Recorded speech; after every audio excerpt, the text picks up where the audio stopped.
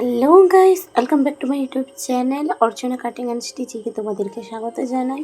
আজকে তোমাদের সাথে নিয়ে চলেছি 35 ছাতির প্রিন্সেস কাট ব্লাউজের কাটিংটা।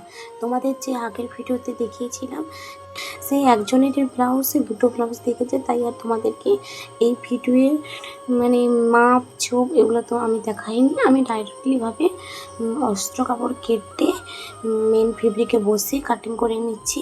এতটাই সমস্যা যে মেন ফেব্রিকটা এতটাই শর্ট যে আমি পিন সেট আপ করে কীভাবে আস্তে আস্তে কাটছি তোমরা নিশ্চয়ই বুঝতে পারছো।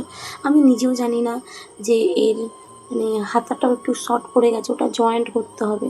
এবার আমি নিজেও জানি না যে কি করে করব, এমনি বসে গেছি, যা হয় হবে, দেখি কি হয় দেখা যাক। তোমাদের ব্লাউজটা রেডি হয়ে গেলে তোমাদেরকে আমি দেখাবো কীভাবে করি। তোমরা নিশ্চয়ই বুঝতে পারছো কতটা গায়ে গায়ে আমি কাপড়টা বসিয়ে কাটছি। এটা প্রিন্সেস কাট ব্লাউজই থাকছে, পেছনে চৌকাপি, সামনে সুইট হার্ট শেপ এবং হাতা এমনি নর্মাল গ্লাস হাতা থাকছে।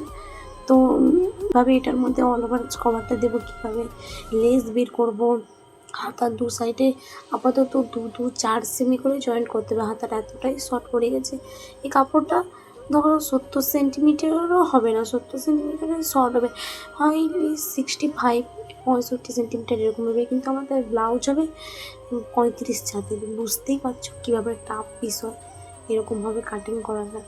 তো কী করবো, কোনো কিছু না ভেবেই ডাইরেক্টলিভাবে তোমরা দেখো হাতাটা কীভাবে দু সাইডে আমাকে জয়েন্ট করতে হবে, কতটা করে, এ পাশে 2 সে পাশে 2, টোটাল 4 ইঞ্চি জয়েন্ট করতে হবে। তা আমাদের ফিতে পটি কত কিছুই না আছে, না ভেবেই আমি বসে পড়েছি কাটিং করতে।